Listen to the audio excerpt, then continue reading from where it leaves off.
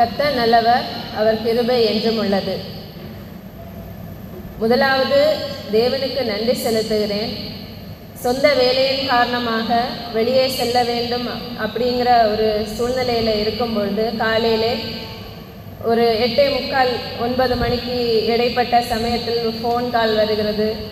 இன்றைக்கு உபவாச ஆராதனை நடத்த முடியுமா, இன்னைக்கு உபவாச ஆராதனையில் வருகிறேன் என்று சொன்னவர்கள் வர முடியாத காரணமாக இருக்கிறது, வருவீர்களா அப்படின்னு கேட்டபோது என்ன சொல்லுவது என்று எனக்கு தெரியவில்லை. கணவரும் வீட்டில் இல்லை, அவரும் வேலை நிமித்தமாக காலையில் 7:30 மணிக்கே வீட்டை விட்டு சென்று விட்டார். நானும் 9:30 10 மணிக்கு வெளியே போக வேண்டும் என்கிறதுனால கார் கழுவிட்டு நிற்கும்போது ஃபோன் கால் வந்தது. கர்த்தர் நல்லவர், அவர் கிருபை என்றும் உள்ளது. நம்ம என்ன செய்யணும், எதை செய்யணும், எப்போ செய்யணும் அப்படிங்கிறது எல்லாமே அவர் பிளான் படி தான் எல்லா காரியமும் நடக்கும். நம்ம நினைக்கிறது ஒன்று, தேவன் நமக்காக நினைக்கிற காரியங்கள் இன்னும் வித்தியாசமாக, இன்னும் விசேஷமாக, நம்ம நினைப்பதற்கும் எண்ணுவதற்கும் வேண்டுவதற்கும் அதிகமாகவே செய்கிற தேவனாக இருக்கிறார். இங்கே நிற்பேன் அப்படிங்கிறது நான் ஒரு நாள் கூட நினைத்து பார்த்தது கிடையாது. அப்படிப்பட்ட ஒரு மகா பெரிய ஸ்லாக்கியத்தை தேவன் எங்களுக்கு குடும்பமாக கட்டளையிட்டிருக்கிறார். அவருக்கு மிகவும் நன்றி செலுத்துகிறேன். நான் நிற்கும் இந்த இடம் மகா பரிசுத்தமான இடம். இந்த இடத்துல நிற்கணும் அப்படின்னா அதற்கு ஒரு தகுதி வேண்டும். அழைக்கப்பட்டால் ஒழிய இந்த கனமான ஊழியத்தை செய்ய முடியாது என்கிற ஆரோனுக்கு ஆண்டவர் கொடுத்த வார்த்தை போல நம் ஒவ்வொருவருக்கும் அப்படிப்பட்ட அந்த அழைப்பு ஆண்டவர் கொடுத்திருக்கிறார். யார் யாருக்கெல்லாம் அப்படிப்பட்ட அழைப்பு ஆண்டவர் கொடுத்திருக்கிறார்களோ அவர்கள் எல்லாரும் ஏதாவது ஒரு காரியத்தை, ஏதாவது ஊழியத்தை செய்ய வேண்டும் அப்படிங்கிறது என்னுடைய தாழ்மையான வேண்டுகோளாக இருக்கிறது. எல்லாரும் போதகர்களாக முடியாது, எல்லாரும் தீர்க்கதரிசிகளாக முடியாது, எல்லாரும் அப்போஸ்தலர்களாகவோ இருக்க முடியாது. ஆனால் எல்லாருக்கும் சீஷர்களாக இருக்க முடியும். சீஷர்கள் அனைவரும் போய் யார் யாருக்கெல்லாம் சுவிசேஷம் அறிவிக்கப்படவில்லையோ, யார் யாரெல்லாம் சுவிசேஷத்தை கேள்விப்படாமல் இருக்கிறார்களோ அந்த இடத்துல போய் சுவிசேஷத்தை சொல்ல, இயேசு கிறிஸ்துவனுடைய பிறப்பு, பாடு, மரணம், அடக்கம் பண்ணப்படுதல், உயிர்த்தெழுதல், இந்த நற்செய்தியை உலகமெங்கும் அறிவிக்க வேண்டும் அப்படிங்கிறது இயேசு கிறிஸ்துவனுடைய அவர் பரமேறி செல்லும் பொழுது சீஷர்களுக்கு கொடுத்து விட்ட கட்டளையாக இருக்கிறது. அதை எல்லாரும் செய்ய வேண்டும் என்பது அவருடைய சித்தமாக இருக்கிறது. ஆண்டவருக்கு முதற்க நன்றியை செலுத்துகிறேன். அதற்கு அடுத்தபடியாக இந்த வாய்ப்பை வழங்கிய சபை போதகருக்கு நன்றி செலுத்துகிறேன்.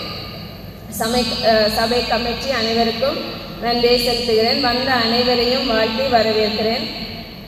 நாங்கள் குழுவாக இந்த ஊழியத்தை செய்து வருகிறோம். எங்கள் குழுவில் ஒருவர் சேமண்ணா இருக்கிறார்கள், அவங்க பிள்ளை எரன்ஷா இருக்கிறார். அப்போ நாங்கள் 4 பேர் பிள்ளைகளாக, பிள்ளையும் கணவருமாக செல்லுவோம். அப்புறம் கிப்சன் பிரதர் அவரும் இருக்கிறாரு, எனக்கு அவர் வரல. இப்படியே நாங்கள் ஆண்டவருடைய ஊழியத்தை எங்கே எங்களுக்கு வாய்ப்பு கிடைக்குதோ அங்கே போய் சொல்கிறதுக்கு ஆண்டவர் கிருபை பாராட்டி வருகிறார். ஆண்டவருக்கு நன்றி செலுத்துகிறேன். யாராவது எடுத்தவர்கள் வாசிக்கலாம். யோபு 42வது அதிகாரம் 2வது வசனம். யோபு 42வது அதிகாரம் 2வது வசனம்.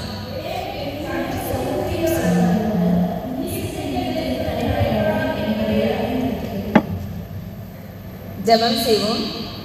எங்களை நேசிக்கிற எங்கள் அன்பின் பரலோக பிதாவே, அப்பா உம்மை துதிக்கிறோம், உம்மை ஸ்தோத்திரிக்கிறோம். ஆண்டவரே, இந்த உபவாச ஆராதனையில் கலந்து கொள்ள நீங்கள் எங்களுக்கு கிருபை பாராட்டினீங்க, உமக்கு நன்றி செலுத்துகிறோம். எத்தனையோ மக்களுக்கு இந்த வாய்ப்பு கிடைத்தும் அதை பயன்படுத்தாமல் வீடுகள்லையும் தெரு ஓரங்கள்லையும் நின்று ஆண்டவரே நேரத்தை வீணடித்து கொண்டிருக்கும் பொழுது ஒரு சிலராக உம்முடைய ஆலயத்திலே கூடி வரவும், உம்மை நோக்கி அப்பா பிதாவே என்று ஆராதிக்கவும், உம்முடைய வேத வசனங்களை தியானிக்கவும், உம்மிடத்திலே எங்களுடைய மன்றாட்டுகளை ஏறெடுக்கவும் நீங்கள் கிருபை செய்தீங்க. உமக்கு நன்றி செலுத்துகிறோம். ஆண்டவரே, இன்றைக்கு நாங்கள் இந்த பார்க்கிற வசனங்கள் எங்களுடைய கால்களுக்கு தீபமும் எங்களுடைய பாதைக்கு வெளிச்சவுமாக இருக்கட்டும். ஆண்டவரே, உம்முடைய வேத வசனங்களை நாங்கள் பார்க்கும்படி எங்களுடைய கண்களை நீங்கள் திறந்துள்ள வேண்டும் என்று ஜெபிக்கிறோம். இந்த வசனங்கள் ஜீவன் உள்ளதாக இருக்கிறது, வல்லமை உள்ளதாக இருக்கிறது. எங்களுடைய ஆவி, ஆத்துமா, சரீரத்தையும் ஆண்டவரே அதை குற்றமற்றதாக பரிசுத்தமாக காக்க வல்லதுமாய் இருக்கிறது. ஆண்டவரே, அப்படிப்பட்ட வேத வசனங்கள் எங்களோடு பேசுங்க. நீங்க பேச வேண்டியதை ஆண்டவரே அந்த மக்களுக்கு அப்பா சொல்ல நீங்க கிருபை செய்யுங்க. துதிகன மகிமை எல்லாவற்றையும் உமக்கே செலுத்துகிறோம். மீட்பர் இயேசு கிறிஸ்துவின் மூலம் ஜெபிக்கிறோம் நல்ல பிதாவே, ஆமென். யோபு 42வது அதிகாரம் 2வது வசனத்துல நம்ம பார்த்தோம், தேவரீர் சகலத்தையும் செய்ய வல்லவர், நீர் செய்ய நினைத்தது தடைபடாது என்பதை அறிந்திருக்கிறேன். இது யாரிடத்துல சொன்னது அப்படின்னு சொன்னா, யோபு கர்த்தரிடத்துல சொன்ன வார்த்தை 1வது வசனத்துல இருக்குது. அப்பொழுது யோபு கர்த்தருக்கு பிரதியுத்தரமாக அப்படின்னு இருக்கு. இப்போ யோபு ஆண்டவருக்கு கர்த்தருக்கு சொல்கிற வார்த்தை தான், தேவரீர் சகலத்தையும் செய்ய வல்லவர், நீர் செய்ய நினைத்தது தடைபடாது என்பதை அறிந்திருக்கிறேன் அப்படிங்கிறது. இந்த 2 பகுதியாக இந்த வசனம் இருக்குது. முதல் பாட்டில் பார்க்கும்போது தேவரீர் சகலத்தையும் செய்ய வல்லவர். இந்த அறிவு நமக்கு எப்பவுமே தேவை. ஆண்டவர் எல்லா காரியத்தையும் செய்ய வல்லவராக இருக்கிறார். ஒரு காரியம் மட்டும் இல்லை, 2 காரியம், 3 காரியம் அப்படின்னு இல்லை. இந்த உலகத்துல எல்லாமே அவராலையும் அவரை கொண்டும் படைக்கப்பட்டது. அப்போ இந்த படைக்கப்பட்ட எல்லா காரியத்தின் மேலே அவருக்கு அதிகாரம் இருக்கிறது. அவரால் சகலத்தையும் செய்ய முடியும் அப்படிங்கிறத நம்ம முதல்ல தெரிஞ்சுக்கணும். ஒரு சில நேரங்களில் நமக்கு ஒரு பிரச்சனை வரும்போது, இல்லைன்னா ஒரு நோய் வரும்போது, ஒரு தேவை வரும்பொழுது சில காரியங்களை என்ன செய்வோம் அப்படின்னா ஆண்டவர் செய்வார் அப்படின்னு சொல்லிட்டு நம்புகிறோம்.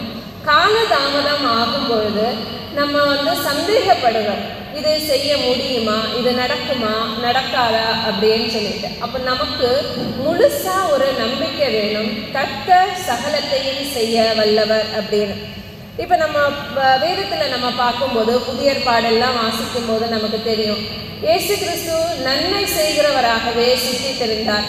குருடர்களுக்கு பார்வையை கொடுக்கிறார், குஷ்டரோகிகளை சுத்தமாக்குகிறார், வியாதியில் இருந்தவர்களுக்கு வியாதியை நீக்குகிறார், திமிர்வாதக்காரனை எழுப்புகிறார், கூன் நீங்குகிறது. இப்படி அநேக காரியங்களை செய்கிறார். 38 வருடம் நோயாக இருந்த பெண்மணிக்கு சுகத்தை கொடுக்கிறார், பிசாசுகளை துரத்துகிறார், இறந்து போனவர்களை உயிரோடு எழுப்புகிறார். இது எல்லாமே இயற்கைக்கு அப்பாற்பட்ட ஒரு விஷயமாக இருக்குது. ஒரு சாதாரண மனுஷனால, ஒரு சாதாரண மனுஷியால என்ன செய்ய முடியாது அப்படின்னு சொன்னா, இந்த ஒரு பெரிய ஒரு வல்லமையான காரியத்தை, ஒரு அதிசயமான அற்புதமான அடையாளங்களை செய்ய முடியாது. ஆனா தேவன் ஒருவரால் மட்டும்தான் இப்படிப்பட்ட ஒரு பெரிய காரியங்களை செய்ய முடியும். அது மட்டும் இல்லாம அவர் வானத்தையும் பூமியையும் படைத்தவர். இந்த உலகத்துல காண்கிற எல்லாவற்றையும் அவர் மட்டும்தான் உண்டாக்குனார். அவருடைய வார்த்தையினால உருவாக்கப்பட்டது. இப்படிப்பட்ட எல்லா காரியத்தையும் செய்ய, எதையும் சொல்ல, எதையும் நடத்த அவருக்கு அதிகாரம் உண்டு. அது மட்டும் இல்லாம நம்முடைய பாவங்களை மன்னிக்கிறதுக்கும் அவருக்கு அதிகாரம் கொடுக்கப்பட்டது. அப்படிப்பட்ட ஒரு தேவனை தான் நம்ம தெய்வமாக ஆராதனை செய்து கொண்டிருக்கிறோம், தொழுது கொண்டிருக்கிறோம். நமக்கு அந்த நம்பிக்கை வேணும், தேவரீர் சகலத்தையும் செய்ய வல்லவர் அப்படின்னு. இப்போ எக்ஸாம்பிளுக்கு நம்ம பார்க்கும்போது, இஸ்ரவேல் ஜனங்கள் எகிப்தில் அடிமைப்பட்டு இருக்கிறாங்க. அங்கிருந்து அவர்களுக்கு வாக்குத்தத்தம் பண்ணப்பட்ட கானான் தேசத்துக்கு வரணும். இவங்க அடிமைகளாக இருக்கும் பொழுது முறையீடுகளை ஆண்டவர் கேட்கிறார். இவர்களுடைய கூக்குரல் ஆண்டவருடைய சமூகத்தில் எட்டுகிறது. ஆண்டவர் ஆபிரகாமுக்கும் ஈசாக்குக்கும் யாக்கோபுக்கும் கொடுத்த அந்த வாக்கு உடன்படிக்கையை நினைவு கூறுகிறார். மோசேயை அனுப்புகிறார். மோசையை அனுப்பி அநேக அடையாளங்கள், அநேக அற்புதங்கள், அநேக காரியங்களை செய்து அவர்களை கானான் தேசத்துக்கு அழைத்து கொண்டு வருகிறார். ஆண்டவர் இப்படி வேதத்துல நம்ம பார்க்கும்போது அநேக காரியங்களை நம்ம சொல்லி சொல்லிக்கொண்டே போகலாம். கர்த்தர் சகலத்தையும் செய்ய வல்லவர். நமக்கு இருக்கிற பிரச்சனைகள் மேலே நம்முடைய பார்வையில் அது பெருசா தெரியலாம், ஆனால் ஆண்டவருடைய பார்வையில் அது ஒரு சிறிய தூசுக்கு சமானம்.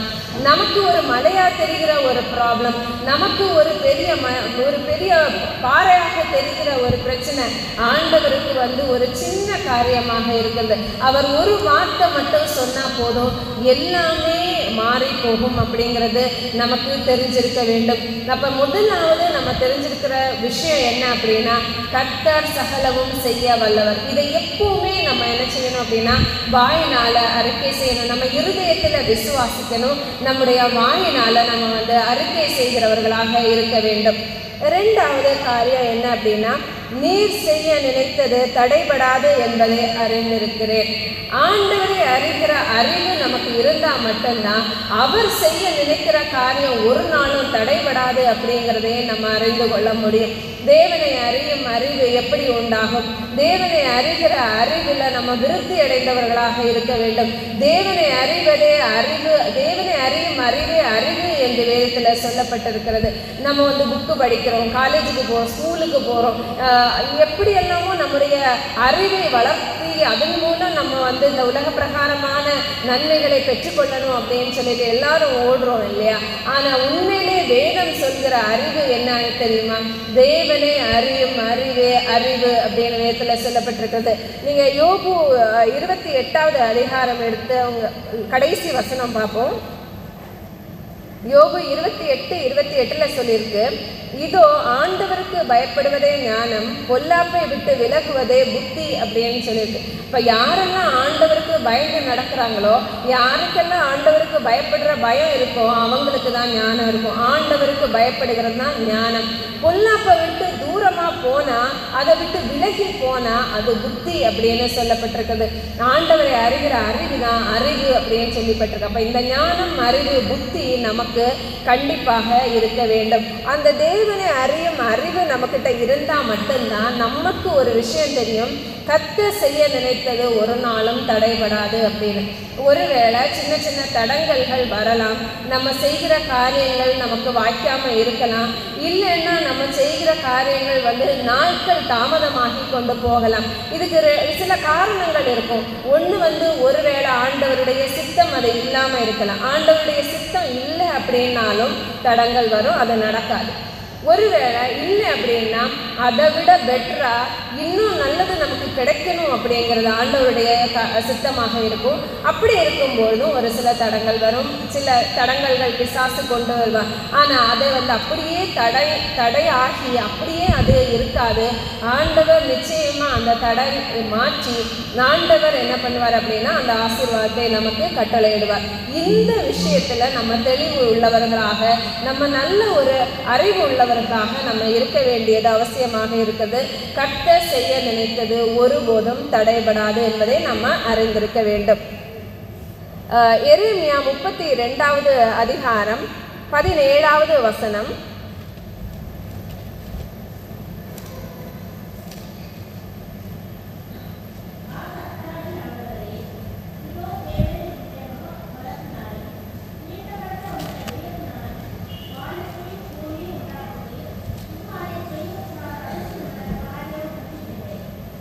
உம்மாலே செய்யக்கூடாத அதிசயமான காரியம் ஒன்றுமில்லை. அதே மாதிரி 27வது வசனத்தில் பார்க்கும்பொழுது கடைசி பாட்டில் என்ன சொல்லியிருக்கோம் அப்படின்னா, என்னாலே செய்யக்கூடாத அதிசயமான காரியம் ஒன்றுண்டோ அப்படின்னு சொல்லியிருக்கு. இப்போ முதல்ல சொன்னது எரேமியா தீர்க்கதரிசி சொல்கிறாரு, உம்மாலே செய்யக்கூடாத அதிசயமான காரியம் ஒன்றும் இல்லை. அது எரேமியா தீர்க்கதரிசி சொல்கிறாரு. அப்புறம் தேவன் சொல்கிற வார்த்தை தான், என்னாலே செய்யக்கூடாத அதிசயமான காரியம் ஒன்றுண்டோ அப்படின்னு அவர் ஒரு கேள்வி கேட்குறார். இந்த விஷயம் நமக்கு நல்லா தெரிஞ்சிருக்கணும். நம்மளால் செய்ய முடியாது, நம்மளால் எதையுமே செய்ய முடியாது. நம்ம மூச்சு விடணும்னா கூட ஆண்டவருடைய பெர்மிஷன் வேணும். ஆண்டவர் அந்த மூச்சை ஸ்டாப் பண்ணார் அப்படின்னா நம்மளால் மூச்சு விட முடியாது. இப்படி சின்ன ஒரு காரியங்கள் கூட நம்மளால் சுயமாக செய்ய முடியாது. ஆண்டவருடைய பெர்மிஷன் இல்லாமல் எதையுமே நம்மளால் சாதிக்கவும் செய்யவும் முடியாது. ஆண்டவரால் செய்யக்கூடாத ஒரு காரியமும் இந்த உலகத்தில் இல்லை அப்படிங்கிறது இந்த வசனத்தின் மூலம் நம்ம தெரிஞ்சுக்கிற விஷயமாக இருக்குது. இந்த அறிவு எப்பவுமே நமக்கு காணப்பட வேண்டும். நம்முடைய பிரச்சனைகள் வரும்பொழுது நம்ம இதை சொல்லணும், ஆண்டவரால் செய்யக்கூடாத அதிசயமான காரியங்கள் ஒன்றும் இல்லை அப்படின்னு சொல்லிட்டு. மூன்றாவது காரியம் என்ன அப்படின்னா, ஏசாயா 53வது அதிகாரம் 10வது வசனம். ஏசாயா 53:10.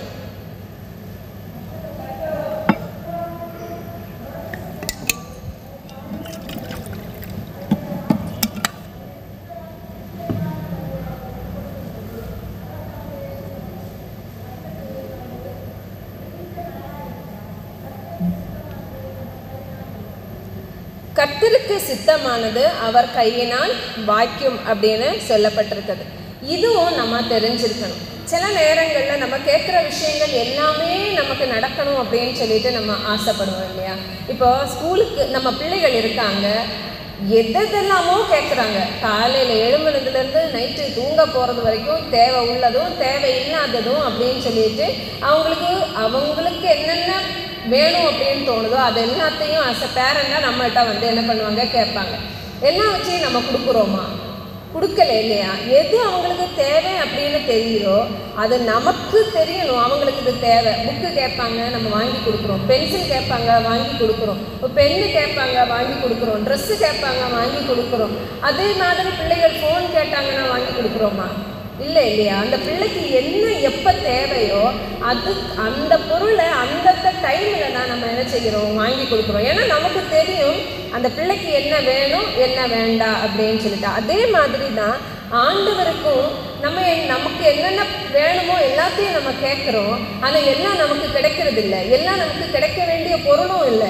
இப்போ நமக்கு எது வேணும் அப்படிங்கிறது ஆண்டவருக்கு நல்லா தெரியும். அந்த காரியத்தை அவருக்கு சித்தமானதை மட்டும்தான் அவர் என்ன செய்வார் அப்படின்னா நமக்கு தருவார். அது மட்டும்தான் அவருடைய கையினால் நமக்கு வாய்க்கும். 1 யோவான் 5:14. 1 யோவான் 5:14.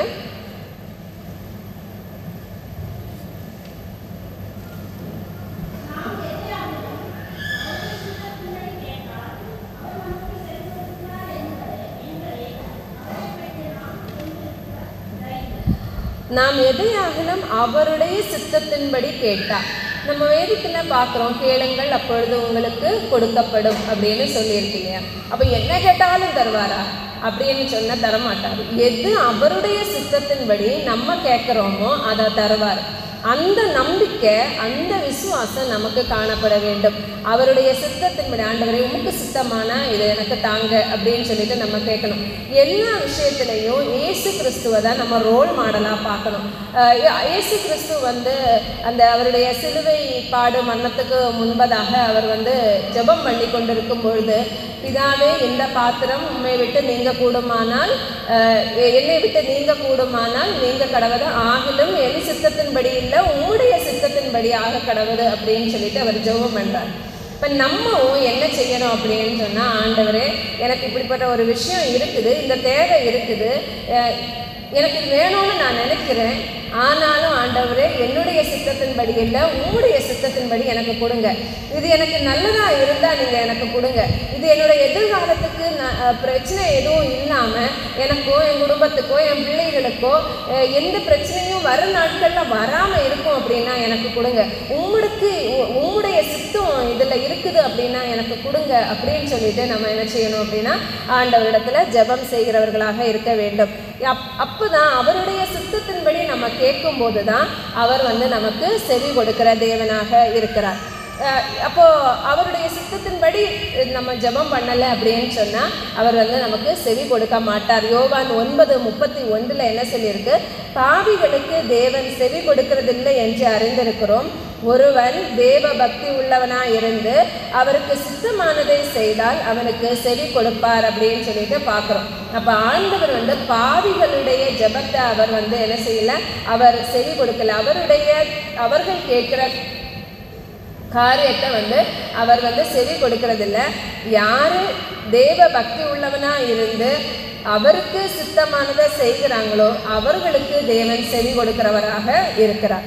அடுத்து 4வது காரியம் என்ன அப்படின்னா, சங்கீதம் 138:8 சொல்லியிருக்கு, கர்த்தர் எனக்காக யாவையும் செய்து முடிப்பார் அப்படின்னு பார்க்குறோம். சங்கீதம் 138:8.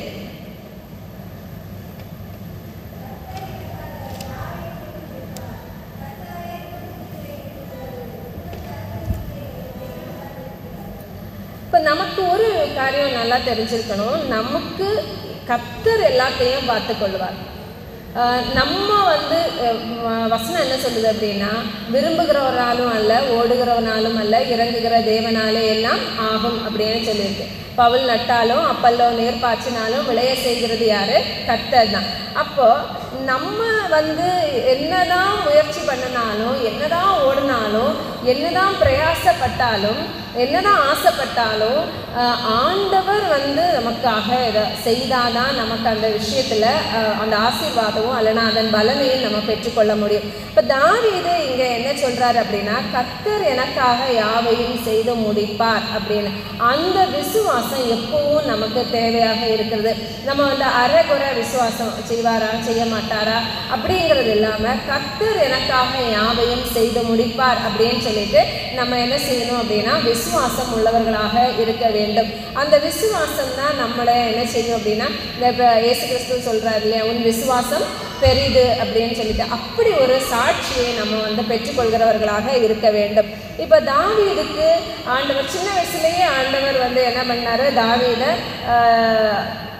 இஸ்ரவேலின் ராஜாவாக அபிஷேகம் பண்ணப்படுறார். ஆனால் அவர் அபிஷேகம் பண்ணப்பட்ட உடனேயே அவர் ராஜாவாகலை. அந்த டைமில் ராஜாவாக இருந்தது சவுல் ராஜாவாக, இஸ்ரவேலின் முதல் ராஜா சவுல். அவர் ராஜாவாக இருக்கிறார். ஆண்டவர் அவருக்கு கொடுத்த கட்டளையை சவுல் ப்ராப்பராக செய்யாததுனால இஸ்ரவேலின் ராஜாவாக இராதபடிக்கு அவர் அவரை தள்ளி விடுறாரு. அதற்கு பிறகு அவர் மனஸ்தாபப்படுகிறார். அதற்கு பிறகு தாவீதை ராஜாவாக அபிஷேகம் பண்ணுகிறார். அபிஷேகம் பண்ண பிறகு அவருக்கு தெரியும், அந்த இஸ்ரவேலில் இருந்த அத்தனை பேருக்கும் தெரியும், அடுத்து ராஜாவாக இருக்கிறது யாரு அப்படின்னா தாவீது அப்படின்னு. ஆனால் அவர் அபிஷேகம் பண்ணப்பட்ட உடனே ராஜாவாகலை.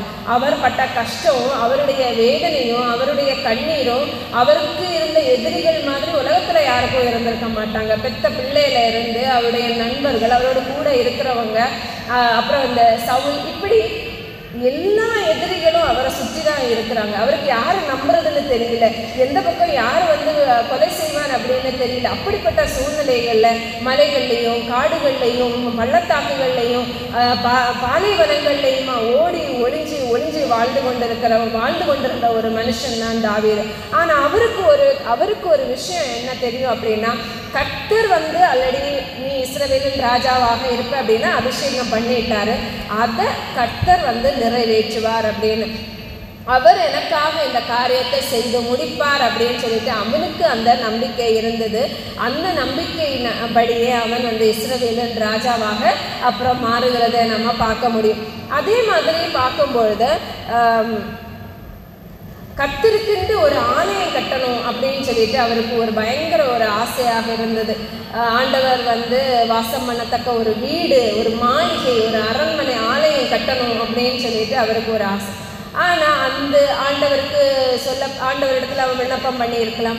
அவர் பண்ணும்பொழுது ஆண்டவர் அதுக்கு என்ன பதில் கொடுக்குறாரு அப்படின்னா, நீ ஆலயத்தை கட்ட வேண்டாம், ஏன்னா நீ யுத்த மனுஷனாக இருக்கிறா, உன்னுடைய கைகளில் இரத்தக்கரை படிஞ்சிருக்கிறது, அதனால நீ எனக்கு இந்த ஆலயம் கட்ட வேண்டாம், உன்னுடைய கர்ப்பப்பிறப்பாகி உன்னுடைய குமாரன் எனக்கு இந்த ஒரு ஆலயம் கட்டுவான் அப்படின்னு சொல்லிட்டு அவர் சொல்றாரு. அதே போல சாலமோன் என்ன பண்றாரு, இஸ்ரவேல் மிகப்பெரிய அந்த ஆலயத்தை கட்டுறதாக நம்ம பார்க்குறோம். அதற்கான எல்லா காரியத்தையும், ஆலயம் கட்டுறதற்கான தேவைகள் எல்லாத்தையும் ஒவ்வொன்றும் அதன் காலத்தில் ஜனங்கள் எப்படி ஜனங்களுடைய இருதயத்தில் ஆண்டவர் எப்படியெல்லாம் ஏவினாரோ அதன்படி அந்த ஆலயத்துக்கான காணிக்கைகள் கொண்டு வரப்படுகிறது. ஏற்கனவே தாவீது ஏராளமான பொருட்களையும் பொன்னையும் வெள்ளியையும் சகோதரித்து வைத்திருந்தான் அப்படின்னு வேதத்தில் சொல்லப்பட்டிருக்கிறது.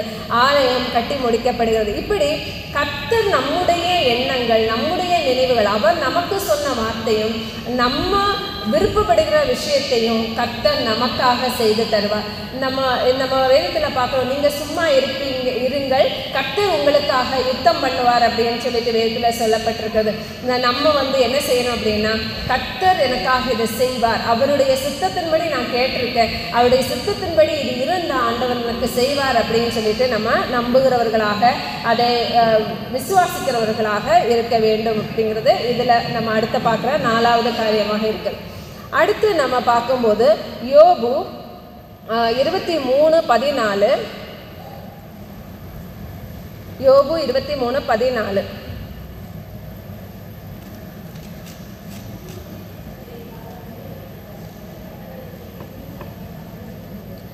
எனக்கு குறித்திருக்கிறதை அவர் நிறைவேற்றுவார். இதில் நம்ம பார்க்கும்போது நமக்காக ஆண்டவர் ஏதாவது செய்யணும் அப்படின்னு அவர் நினச்சிருந்தார் அப்படின்னு சொன்னால் அதை கண்டிப்பாக நமக்கு தான் தருவார். அதை வேற ஒருத்தருக்கு என்ன செய்ய மாட்டார், கொடுக்க மாட்டார். அவர் என்ன நம்மளை கொண்டு செய்யணும் அப்படின்னு சொல்லிட்டு அவர் தீர்மானித்திருக்கிறாரோ, நமக்கு என்ன கிஃப்ட் தரணும்னு சொல்லிட்டு அவர் டிசைட் பண்ணுறாரோ அந்த கிஃப்ட்டு நமக்கு தான் கிடைக்கும். மேபி அதை நம்ம பெற்றுக்கொள்றதுக்கு தகுதி இல்லாத இருக்கும்பொழுது சில நாட்கள் அல்லனா சில வாரங்கள், சில மாதங்கள் அந்த ஆசீர்வாதம் தடைபட்டு இருக்குமே தவிர அந்த ஆசீர்வாதத்தை எடுத்து இன்னொருத்தருக்கு அவர் கொடுக்க மாட்டார். அவர் நமக்கு தரணும் அப்படின்னு நினைக்கிறத ஆண்டவர் கண்டிப்பாக அதை நிறைவேற்றுவார், அதை நமக்கு மட்டும்தான் கொடுப்பார். இப்போ எக்ஸாம்பிளுக்கு நம்ம பார்க்கும்போது யோனா தீர்க்கதரிசியை ஆண்டவர் கூப்பிடுறாரு, நீ மகா நகரமாகிய நினிவேக்கு போய் அந்த ஜனங்களிடத்துல 40 நாளில் இந்த நகரம் கவிழ்க்கப்பட்டு போகும் அப்படின்னு சொல்லிட்டு நீ சொல்லு அப்படின்னு சொல்லிட்டு. ஆனால் அவருக்கு அதில் இஷ்டம் இல்லை. அவர் என்ன பண்ணாரு அப்படின்னு சொன்னால் திரும்ப தர்ஷீஷுக்கு போகிறாரு. ஆனால் அவரை கொண்டு செய்யணும் அப்படின்னு சொல்லிட்டு அவர் தீர்மானித்த காரியத்தை அவரை கொண்டே தான் ஆண்டவர் செய்கிறத நம்ம பார்க்குறோம் இல்லையா? யோனா புத்தகத்தில் நம்ம வாசிக்கும் போது கிளியராக நமக்கு தெரிஞ்சு கொள்ள முடியும். அப்படி ஆண்டவர் நமக்குன்னு ஒரு விஷயத்தை அவர் குறித்து வச்சிருக்கிறார் அப்படின்னா, நம்மளே வேண்டான்னு சொன்னாலும் அதுக்கு பிறகு அவர் அதுக்கான நம்மளே வேணும்னு சொல்கிற சூழ்நிலைகளை எல்லாம் உருவாக்கி அதை நம்மகிட்டயே கொண்டு சேர்ப்பார் அப்படிங்கிறதுல எந்த விதமான சந்தேகமும் இல்லை. இந்த விஷயத்தையும் நம்ம என்ன செய்யணும், தெரிந்திருக்க வேண்டியது அவசியமாக இருக்குது. அப்புறம் 6வது காரியம் என்ன அப்படின்னா, ஆதியாகமம் 18வது அதிகாரம் 14வது வசனம். ஆதியாகமம் 18:14.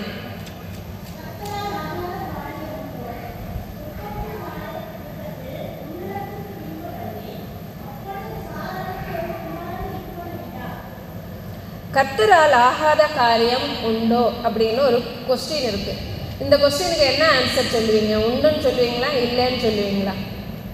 நமக்கே தெரியும் இல்லையா, நம்முடைய வாழ்க்கையில் நம்ம கடந்து வந்த பாதைகள், நம்ம அனுபவித்த ஆண்டவருடைய ஆசீர்வாதங்கள், அவர் நடத்தி வந்த வழிகள் எல்லாத்தையும் நம்ம யோசித்து பார்க்கும்போது கர்த்தரால் ஆகாத காரியம் ஒன்றுமே இல்லை அப்படின்னு சொல்லிட்டு நமக்கே தெரியும். அப்போ இங்கே என்ன சொல்லியிருக்கு, கர்த்தரால் ஆகாத காரியம் உண்டோ அப்படின்னு சொல்லிட்டு கேட்டுறேன். இப்போ நம்ம ஆபிரகாமுக்கு குழந்தைகள் இல்லை, ஆபிரகாம் சாராள் தம்பதிகளுக்கு குழந்தைகள் இல்லை. ஆண்டவர் சொல்கிறாரு, உனக்கு குழந்தை கிடைக்கும், அப்புறம் அந்த வானத்து நட்சத்திரங்களை போலவும் கடற்கரை மணலை போலவும் உன்னுடைய சந்ததி பெருகி இருக்கும் அப்படின்னு சொல்லிட்டு பெரிய ஒரு ஆசீர்வாதம் அந்த இஸ்ரவேல் ஜனங்களுக்கே அவர் தகப்பனாக இருக்கிறார். அப்படிப்பட்ட ஒரு ஆசீர்வாதத்தை ஆபிரகாமுக்கு கொடுக்கிறார்.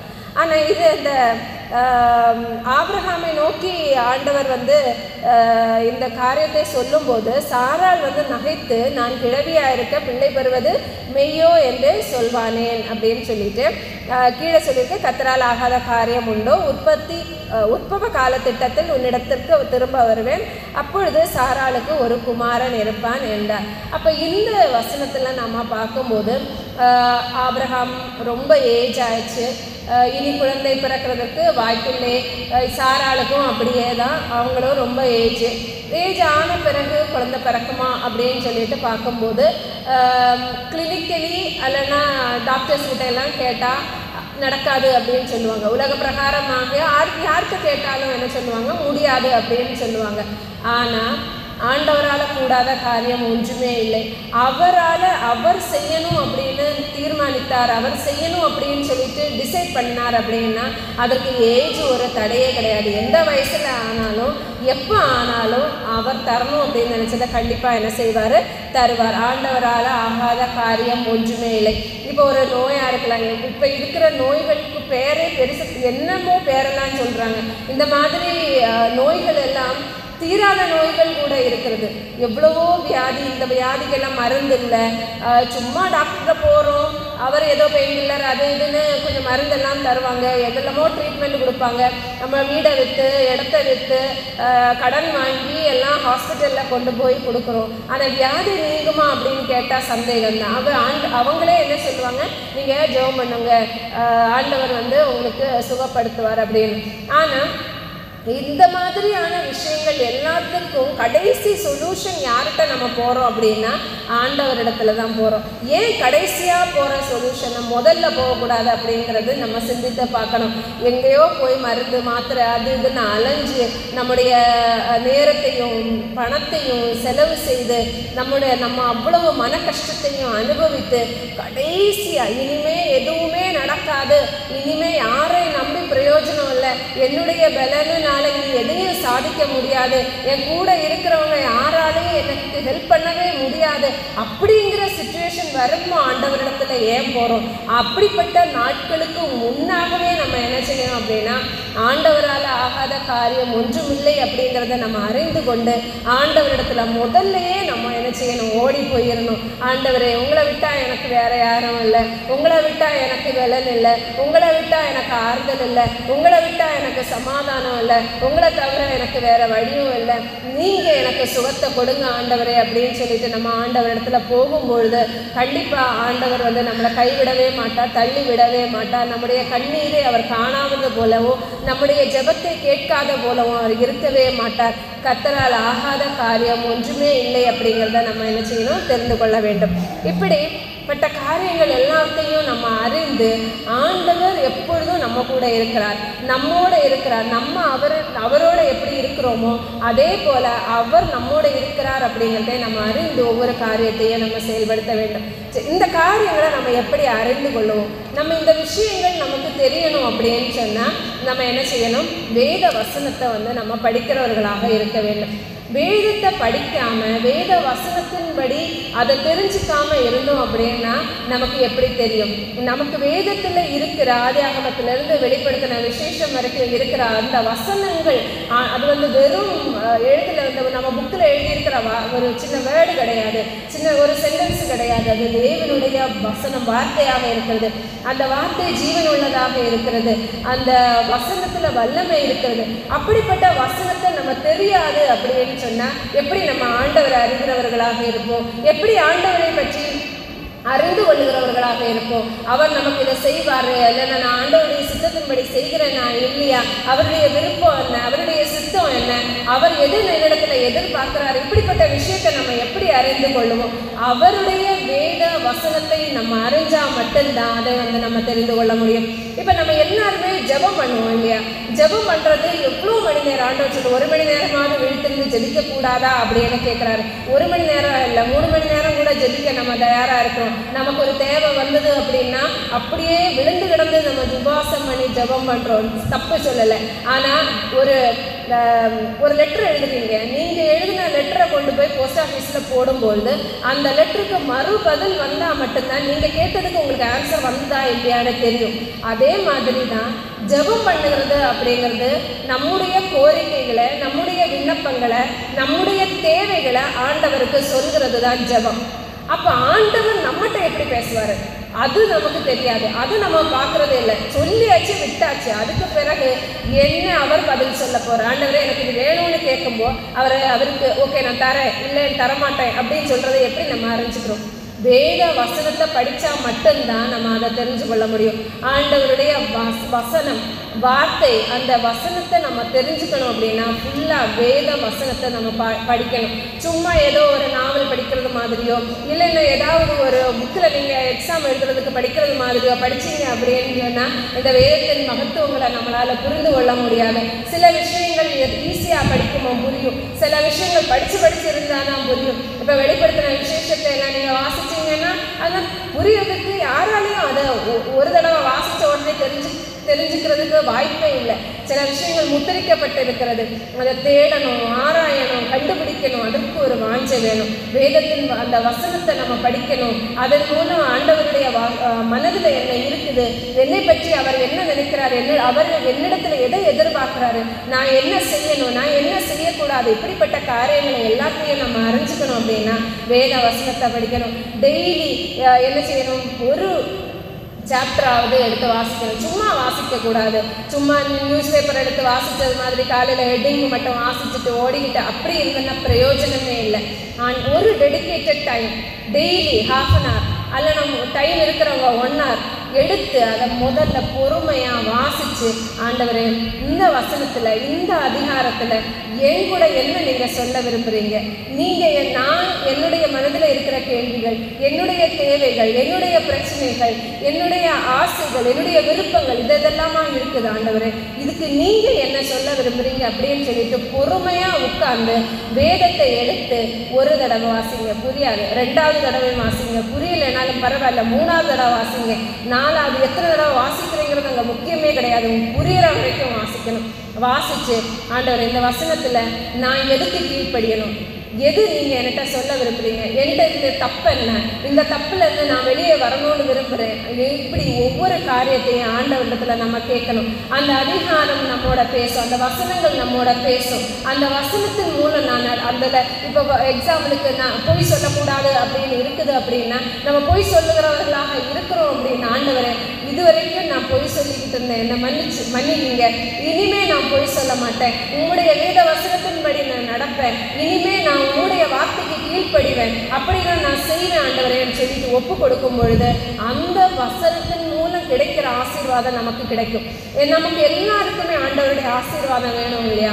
எல்லாரும் கேட்குறோம், எனக்கு கார் வேணும், வீடு வேணும், நல்ல வேலை வேணும், எல்லா ஆசீர்வாதங்களையும் கேட்குறோம். ஆனால் ஆசீர்வாதம் கிடைக்கணும் அப்படின்னா ஆண்டவருடைய வேத வசனத்தின்படி நடக்கிறவங்களுக்கு மட்டும்தான் ஆசீர்வாதம். எந்த ஆசீர்வாதமும் கண்டிஷன்ஸ் அப்ளைடு தான். இந்த நீ செய்தால் இந்த ஆசீர்வாதம் நமக்கு கிடைக்கும் அப்படிங்கிறதான் வேதத்தில் சொல்லியிருக்கு. ஆபிரகாம ஆண்டவர் ஆசீர்வாத ஆடு, மாடு, கோழி, குதிரைன்னு அவருக்கு இல்லாததே கிடையாது. ஏராளமான மிருக ஜீவன்கள், ஏராளமான ஆடு மாடுகள், ஏராளமான வேலைக்காரிகள், எவ்வளவு இடங்கள்ல அவருக்கு சொத்து சுகம் எல்லாமே இருக்குது. ஆண்டவர் அவர்கிட்ட சொல்லியிருந்தார், நீ என்னுடைய கட்டளைகளின்படி நடந்தா உனக்கு இந்த ஆசீர்வாதம், நான் சொல்றதை கேட்டா உனக்கு ஆசீர்வாதம், எனக்கு பயந்து நீ நடந்தா உனக்கு ஆசீர்வாதம் அப்படின்னு சொல்லிட்டு நம்ம வேதத்துல பார்க்குறோம். இப்போ எப்படி ஒவ்வொரு வேதத்தில் இருக்கிற ஒவ்வொரு கேரக்டர்ஸுக்கும் அப்படின்னா ஆண்டவருடைய வசனத்தின்படி நடந்தா மட்டும்தான் நமக்கு ஆசீர்வாதம் கிடைக்கும். அதன்படி நடக்கணும் அப்படின்னா அந்த வார்த்தைகளை நம்ம தெரிஞ்சுக்க வேண்டியது முக்கியமாக இருக்குது. வேதத்தை படித்து ஆண்டவரிடத்துல கேட்டு அவருடைய ஆசீர்வாதத்தை நம்ம பெற்றுக்கொள்ள நம்ம இது இருக்க வேண்டும் அப்படிங்கிறது நம்ம தெரிஞ்சுக்க வேண்டியது மிகவும் முக்கியமாக இருக்கிறது. அப்புறம் நம்ம பார்க்கும்போது இப்போ நம்ம மொத்தம் 7 காரியங்கள் பார்த்தோம் இல்லையா? முதல்ல தேவரீர் சகலத்தையும் செய்ய வல்லவர் அப்படிங்கிறத பார்த்தோம். 2வது கர்த்தர் செய்ய நினைத்தது தடைபடாது அப்படிங்கிறத பார்த்தோம். 3வது கர்த்தருக்கு சித்தமானது அவருடைய கையினால் வாய்க்கும் அப்படிங்கிறத பார்த்தோம். அப்புறம் கர்த்தர் நமக்காக யாவையும் செய்து முடிப்பார் அப்படிங்கிறத பார்த்தோம். அடுத்து பார்க்கும்போது கர்த்தர் நமக்கு குறித்ததை நிறைவேற்றுவார், அதை வேற யாருக்கும் கொடுக்க மாட்டார் அப்படின்னு பார்த்தோம். திரும்ப கர்த்தரால் ஆகாத காரியம் ஒன்றுமே இல்லை, அவரால் எல்லாம் ஆகும் அப்படின்னு பார்த்தோம். அதே மாதிரி ஆண்டவர் பாவிகளுக்கு செவி கொடுக்கறது இல்லை, தேவ பக்தி உள்ளவனாக இருந்து அவருடைய சித்தத்தை யாரை செய்கிறாங்களோ அவர்களுக்கு தான் அவர் செவி கொடுப்பார் அப்படின்னு பார்த்தோம். இப்போ ஆண்டவர் செய்கிற காரியங்கள் எல்லாத்தையும் பார்த்தோம் இல்லையா? இனி நம்ம மனுஷங்க நம்ம செய்கிற காரியங்கள் தடைபடுமா தடைபடாதா அப்படின்னு சொல்லிட்டு வேதத்தில் நம்ம பார்க்கும்போது ஆதியாகமம் 11வது அதிகாரம் 6வது வசனம். அப்பொழுது கர்த்தர், இதோ ஜனங்கள் ஒரே கூட்டமாய் இருக்கிறார்கள், அவர்கள் அனைவருக்கும் ஒரே பாஷையும் இருக்கிறது, அவர்கள் இதை செய்ய தொடங்கினார்கள், இப்பொழுதும் தாங்கள் செய்ய நினைத்தது ஒன்றும் தடைபட மாட்டாது என்று இருக்கிறார்கள். நாம் இறங்கி போய் ஒருவர் பேசுவதை மற்றொருவரை அறியாதபடிக்கு அங்கே அவர்கள் பாஷையை தாறுமாறாக்குவோம் என்றார். இங்கே நம்ம பார்க்கும்போது அங்கே பாபேல் கோபுரம் கட்டுறாங்க. அவங்க வானளவாக பெரிய ஒரு கோபுரம் கட்டணும் அப்படின்னு சொல்லிட்டு அவங்க ஆசைப்பட்டு அவங்க அந்த கோபுரத்தை கட்ட ஆரம்பிக்கிறாங்க. அப்போது மனுஷன் கட்டுற இந்த நகரத்தையும் கோபுரத்தையும் பார்க்குறதுக்காக வேண்டி ஆண்டவர் வந்து பூமிக்கு பார்க்க வருகிறார். இங்கே வரும்போது இவங்க எல்லாரும் ஒரே பாஷை, ஒரே ஜாதியாக, ஒரே மாதிரி இருக்கும் பொழுது இவங்களுக்குள்ள ஒரு காரியம் என்ன அப்படின்னு சொன்னால், இவங்க செய்ய நினைக்கிறது தடைபடாது அப்படின்னு சொல்லிட்டு இவங்களுக்குள்ள ஒரு எண்ணம். அப்போ ஆண்டவருடைய விருப்பம், ஆண்டவருடைய சித்தம் அப்படின்னு சொன்னால் எல்லாரும் பூமி எங்கும் பரவி போய் அவங்க வந்து வலிகி பெருகணும் அப்படிங்கிறது ஆண்டவருடைய விருப்பம். இவங்க ஒரே ஒரு இடத்துக்குள்ளே உட்காந்து அங்கேயே ரூல் பண்ணி அங்கேயே ராஜாவாக இருந்து அதை ஆட்சி செய்யலாம் அப்படின்னு சொல்லிட்டு அவங்க வந்து எதிர்பார்க்குறாங்க. ஆனால் ஆண்டவர் என்ன பண்ணுறாரு, அவருடைய பாஷையை தாறுமாறாக்குகிறார். ஒரு ஆளோட லாங்குவேஜ் இன்னொருத்தவங்களுக்கு புரியலை அப்படின்னு சொன்னால் ஒன்றுமே தெரியாது இல்லையா? இப்போ நமக்கு நல்லா தெரிஞ்ச லாங்குவேஜ் தமிழ், நம்மளுடைய மதர் டங் நமக்கு தெரியும். மலையாளமும் எப்படி தமிழ் தெரியுமோ அதே மாதிரி மலையாளமும் தெரியும், இங்கிலீஷும் ஓரளவு தெரியும். நாங்கள் வந்து இப்போ ரீசெண்டாக பஞ்சாபில் ஒரு மேரேஜுக்கு போனோம். அவங்க வீட்டில் அவங்க வந்து ஹிந்தி அவங்களுக்கு நல்லா தெரியாது, அவங்க பஞ்சாபீஸ் அவங்க வந்து லாங்குவேஜ் பேசுவாங்க. எனக்கு வந்து ஹிந்தியும் தெரியாது, பஞ்சாபும் தெரியாது, ஒன்றுமே தெரியாது. அந்த ஆண்டி வந்து எனக்கு புரியுதோ இல்லையோ அவங்க பாட்டுக்கு பேசிக்கிட்டே இருப்பாங்க. நான் யாராவது சப்டைட்டில் போட்டால் மட்டும்தான் எனக்கு புரியும். நான் எதிரே பிடிச்சி பக்கத்துலேயே வச்சுப்பேன். எங்கேயும் ஓடிடாதீங்கப்பா, அவங்க கேட்டால் எனக்கு என்ன கேட்குறாங்கன்னு தெரியல, என்ன சொல்கிறாங்கன்னு தெரியல. நான் எதுக்கோ மண்டை ஆட்டுறேன். அவங்க என்னையை கூட்டு போய் பழைய வீட்டை காட்டி விட்டாங்க. அவங்க இருக்கிற வீடு புதிய வீடு. அவங்க ஏதோ கேட்டாங்க, நான் மண்டை ஆட்டிப்பேன். அவங்க உடனே நைட்டோட நைட்டா என்னை கூட்டிகிட்டு போய் அவங்க பழைய வீடை காட்டிகிட்டு போகணும். அங்கே போகிற மாதிரி தெரியுது. ஐயோ இதே தான் கேட்டாங்களா, நம்ம தெரியாமல் மண்டையை ஆட்டிட்டோமே. அன்றைக்கி ஒரு 2 நாள் அங்கேயே இருக்க வேண்டியது இருந்தது கல்யாணத்துக்கு. இப்படி நம்முடைய லாங்குவேஜ் அப்போ தான் நினச்சேன், பேசாமல் ஒரு ஹிந்தியாவது படிச்சிருந்தோம், ஒரு 4 வரையாவது படிச்சிருக்கணுமே ஆண்டவரே அப்படின்னு சொல்லிட்டு அப்போ நான் யோசித்தேன். நம்முடைய லாங்குவேஜ் நமக்கு தெரியலை அப்படின்னா அதை நம்ம வந்து ரொம்ப சிரமப்படுவோம். நம்ம இடத்துல நம்ம ராஜாவாக இருக்கலாம், ஆனால் அடுத்த இடத்துக்கு போகும்போது அந்த கஷ்டம் நமக்கு தெரியும். அப்போது இதே மாதிரி இங்கே இவங்க எல்லாமே ஒரு குரூப்பாக இருக்கும் பொழுது அவங்க ஒரே பாஷை பேசுகிறாங்க. அவங்க இன்னொருத்தவங்க சொல்கிறது இன்னொருத்தவங்களுக்கு புரியுது. அவங்க அதன்படி அவங்க வந்து கோஆர்டினேட் பண்ணி அந்த கட்டடம் வந்து கட்டுறாங்க. ஆனால் ஆண்டவர் அவங்களுடைய லாங்குவேஜை மாற்றி விடும் பொழுது ஒருத்தன் சொல்கிறது இன்னொருத்தனுக்கு புரியலை. அவன் கட்டி எடுத்து கட்டுன்னா இவன் ஒருவேளை உடச்சி போடுவானா இருக்கும், சாந்து எடுத்து பூசுன்னா ஒருவேளை இவன் மணல் எடுத்து போடுவானா இருக்கும். என்ன பண்ணுவாங்கன்னு தெரியல. எப்படியும் அந்த இடம் வந்து பாபேல் கோபுரம் கட்டப்படுகிறது, நிறுத்தப்படுகிறது. இப்படி நம்ம இஷ்டத்துக்கு நம்ம விருப்பத்துக்கு நம்ம ஒரு விஷயம் பண்ணுறோம், ஆண்டவருடைய சித்தம் இல்லாமல் பண்ணுறோம் அப்படின்னு சொன்னால் கர்த்தர் என்ன செய்வார், அதை வந்து தடை செய்வார் அப்படிங்கிறது நம்ம இது ஒரு எக்ஸாம்பிளாக நம்ம பார்க்குறோம். அப்போ இந்த காரியங்கள் எல்லாத்தையும் நம்ம என்ன செய்யணும், மனசில் நம்ம வச்சுக்கணும். அப்போது இதன் மூலம் நம்ம ஆண்டவரை தேடவும், ஆண்டவரிடத்தில் ஆண்டவருடைய வசனங்களை நம்ம முதல்ல படித்து அதை கீழ்ப்படிந்து நம்ம மற்றவங்களுக்கு வந்து சொல்லணும். நம்ம மத்தேயு 28வது அதிகாரம் கடைசி வசனம் பார்க்கும்பொழுது, மத்தேயு 28, 18, 19, 20. அவர்கள் அப்பொழுது இயேசு சமீபத்தில் வந்து அவர்களை நோக்கி, வானத்திலும் பூமியிலும் சகல அதிகாரமும் எனக்கு கொடுக்கப்பட்டிருக்கிறது. ஆகையால் நீங்கள் புறப்பட்டு போய் சகல ஜாதிகளையும் சீஷராக்கி பிதா குமாரன் பரிசுத்த ஆவியின் நாமத்திலே அவர்களுக்கு ஞானஸ்நானம் கொடுத்து நான் உங்களுக்கு கட்டளையிட்ட யாவையும் அவர்கள் கைக்கொள்ளும்படி அவர்களுக்கு உபதேசம் பண்ணுங்கள். இதோ உலகத்தின் முடிவு பரியந்தம் சகல நாட்களிலும் நான் உங்களுடனே கூட இருக்கிறேன் என்றார். ஆமென். இதில் பார்க்கும்போது இயேசு கிறிஸ்து மரித்து உயிர்த்தெழுந்த பிறகு அவர் என்ன பண்ண, பரமேறி போகிறதுக்கு முன்னாடி சீஷர்களை எல்லாரையும் கூப்பிட்டு அவர் வந்து இது வந்து கிரேட் கமிஷன் அப்படின்னு சொல்லிட்டு இங்கிலீஷ் பைபிளில் இருக்கும். அவர் கொடுத்து விட்டு போன ஒரு மிக முக்கியமான ஒரு ரெஸ்பான்சிபிலிட்டி, ஒரு பொறுப்பு தான் இது. அதை என்ன பண்ணணும், என்ன சொன்னாங்க அப்படின்னா, நீங்கள் எல்லாரும் புறப்பட்டு போய் சகல ஜாதிகளையும் சீஷராக்கி பிதா குமாரன் பரிசுத்த ஆவியின் நாமத்தினாலே அவர்களுக்கு ஞானஸ்நானமிட்டு இயேசு கிறிஸ்து சீஷர்களுக்கு அவர்களுக்கு என்ன கட்டளையிட்டாரோ அதை அவர்கள் கைக்கொள்ளும்படி அவங்களுக்கு உபதேசம் பண்ணுங்கள் அப்படின்னு சொன்னார். இப்போ நம்மளும் ஆண்டவருடைய சீஷர்கள் தான். நம்ம சபையில் வரோம், சபை உறுப்பினர்களாக இருக்கிறோம், சண்டே கிளாஸில் இருக்கிறோம், பக்தி முயற்சி சங்கத்தில் இருக்கிறோம், பெண்கள் சங்கத்தில் இருக்கிறோம், கொயரில் இருக்கிறோம், எல்லா ஆக்டிவிட்டீஸ்லையும் நம்ம கலந்து கொள்கிறோம், உபவாச கூட்டத்துக்கு வரோம். இப்போ நம்முடைய ரெஸ்பான்சிபிலிட்டி என்ன? வரோம், உட்காரோம், பாஸ்டர் மெசேஜ் கொடுக்குறாரு, கேட்குறோம், போகிறோம். இது இல்லை. ஒரு கிறிஸ்துவன் அப்படின்னா, ஏசு கிறிஸ்துவை உடையவன் அப்படின்னு சொன்னால், ஏசு கிறிஸ்துவை உடைய சீஷன் அப்படின்னு சொன்னால், நம்ம மற்றவங்களுக்கு சுவிசேஷத்தை அறிவிக்கணும். அது நம்ம எல்லாருக்கும் உடைய ஒரு கடமையாக இருக்கிறது. எங்கேயாவது போகணும், புறப்பட்டு போய் யாருக்காவது நம்ம வேலை பார்க்குற இடங்கள்ல நம்ம சொல்லலாம், வீட்டில் 5 பேர் இருக்கிறாங்கன்னா 5 பேரும் ஆண்டவரை ஏற்றுக்கொண்டவங்களா இருக்க முடியாது.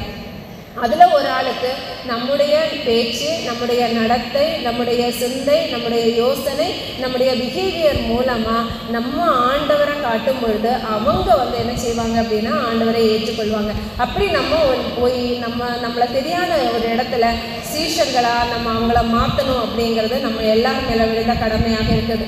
போன வாரம் நான் வெள்ளிக்கிழமை உபவாச கூட்டத்துக்கு வரும்போது இந்த ஆண்டி சொன்னாங்க, அவங்களுடைய தெரிஞ்சவங்க, அவங்களுடைய கூட இருக்கிறவங்க, அவங்க ஹிந்து, அவங்களுக்கு அவங்க சுவிசேஷம் சொல்லி அவங்களுடைய வேத வசனங்களை சொல்லி அவங்களுக்கு நிறைய ஆசீர்வாதங்கள் அவங்களுக்கு கிடைச்சதாகவும், அவங்க ஜெபம் பண்ணுறதாகவும், சர்ச்சுக்கு அவங்க வரப்போகிறதாகவும், காணிக்க கொடுக்க போகிறதுன்னு சொன்னாங்க.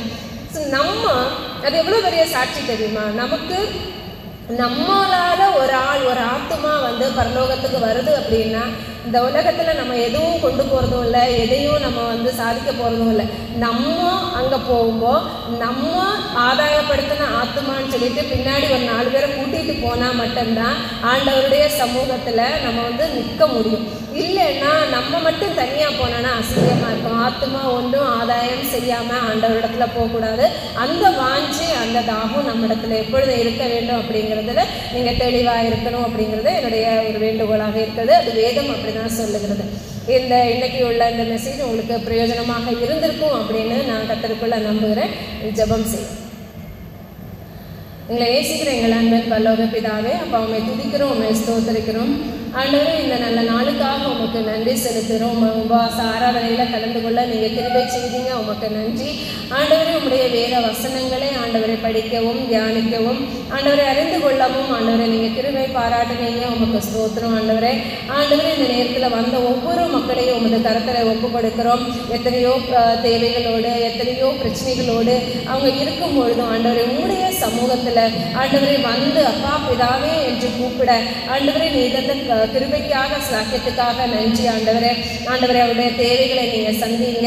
ஆண்டவரே, அவர்களுக்கு என்ன நீங்கள் கொடுக்க சித்தமாக இருக்கிறீங்களோ அந்த காரியத்தை நீங்கள் கொடுத்துள்ள வேண்டும் என்று ஜெபிக்கிறோம். ஏசப்பா, ஆண்டவரே, உங்களுடைய கருத்திலிருந்து ஆசீர்வாதத்தை பெற்றுக்கொள்ள ஆண்டவரே எங்களை நீங்கள் தகுதி படுத்தியல்ல வேண்டும் என்று ஜெபிக்கிறோம். தேவனுக்கு சகலத்தையும் செய்ய வல்லவர், கர்த்தர் செய்ய நினைத்தது ஒருபோதும் தடைபடாது என்பதை நாங்கள் அறிந்து கொண்டோம். ஏசப்பா, எங்களுக்காக யாவையும் செய்து முடிக்கிற தேவன் நீர் என்பதை நாங்கள் அறிந்து கொண்டோம். எங்களுக்காக முன்குறித்ததை நீங்கள் நிறைவேற்றி கொடுக்கிற தேவனாக இருக்கிறேன் என்பதை நாங்கள் அறிந்து கொண்டோம். ஏசப்பா, உங்களுடைய விருப்பம், உங்களுடைய சித்தம் ஆண்டவரே எங்களிடத்துல நிறைவேற நாங்கள் எங்களை ஒப்புக் கொடுக்குறோம். ஆண்டவரே, வேத வசனங்களை நாங்கள் எப்படி ஜெபம் பண்ணுகிறோமோ, எப்படி விண்ணப்பம் பண்ணுகிறோமோ, எப்படி எங்களுடைய தேவைகளை உங்களிடத்துல சொல்கிறோமோ, அதே மாதிரி ஆண்டவரே உங்களுடைய வேத வசனங்களை, உங்களுடைய வார்த்தையை நாங்கள் படிக்க, அதன்படி நடக்க, கீழ்ப்படிய ஆண்டவரே எங்களுக்கு நீங்கள் உணர்வுள்ள இருதயத்தை நீங்கள் கொடுத்தள்ள வேண்டும் என்று ஜெபிக்கிறோம். ஏசப்பா, ஆண்டவரை எப்படி எஸ்ரா வேத பாரகனாக எஸ்ரா அவனுடைய இருதயத்தை பக்குவப்படுத்தி இருந்தானோ, ஜனங்களுக்கு போதிக்கவும் அதை உபதேசிக்கவும் அவன் தன்னுடைய இருதயத்தை எப்படி பக்குவப்படுத்தி இருந்தானோ, அப்படியே ஆண்டவரே நாங்களும் எங்களுடைய இருதயத்தை பக்குவப்படுத்தி நாங்கள் முதல்ல ஏற்றுக்கொண்டு நாங்கள் அதன்படி நடந்து கீழ்ப்படிந்து அதற்கு பிறகு ஆண்டவரே உண்மை அறியாத ஜனங்களுக்கு, உண்மை தெரியாத ஜனங்களுக்கு நாங்கள் புறப்பட்டு போய் அநேகரை சீஷராக்கி உங்களுடைய மந்தையில நாங்கள் சேர்த்துக்கொள்ள எங்களுக்கு நீங்கள் கிருபை செய்தல்ல வேண்டும் என்று ஜெபிக்கிறோம். ஏசப்பா, இன்னைக்கு பார்த்த வசனங்கள் எங்களுக்கு மிகவும் பிரயோஜனமுள்ளதாக இருக்க, எங்களுடைய இருதயத்தில் அது ஆழமாக பதிய, அது 1 30 60 100 பேணி பலனை கண்டுகொள்ள எங்களுக்கு கிருபை செய்யுங்க. நீங்களே எங்களோடு கூட இருங்க ஆண்டவரே. அடுத்து ஞாயிற்றுக்கிழமை வரையிலும் ஆண்டவரே நாங்கள் உங்களுடைய சமூகத்திலே நாங்கள் ஆண்டவரே இந்த வேத வசனத்தை தியானித்து அதன்படி இருக்க எங்களுக்கு கிருபை செய்யுங்க. ஞாயிற்றுக்கிழமை ஆராதனையில் எங்களை எல்லாரையும் நீங்கள் கூட்டி சேர்க்க போகிற கிருபைக்காக உமக்கு நன்றி. இந்த நாளை எங்களுக்கு நீங்கள் கொடுத்ததுக்காக நன்றி. அப்பா. சபையை எங்களுக்கு கொடுத்ததுக்காக நன்றி ஆண்டவரே. எங்களுடைய சபை போதகர்களை நீங்கள் எங்களுக்கு கொடுத்துருக்கீங்க, உமக்கு நன்றி. எங்களுக்கு தேவையான ஆவிக்குரிய ஆகாரத்தை அவங்க எங்களுக்கு ஆண்டவரை கொடுக்கும் பொழுது ஆண்டவரை நாங்கள் அதை அப்படியே பெற்றுக்கொண்டு அதன்படி எங்களை தாழ்த்தி ஆண்டவரை எங்களை நாங்கள் ஒப்பு கொடுக்க எங்களுக்கு உதவி செய்யுங்க. துதிகன மகிமை எல்லாவற்றை உமக்கே செலுத்துகிறோம். மீட்பர் இயேசு கிறிஸ்துவின் மூலம் ஜெபிக்கிறோம் நல்ல பிதாவே, ஆமென்.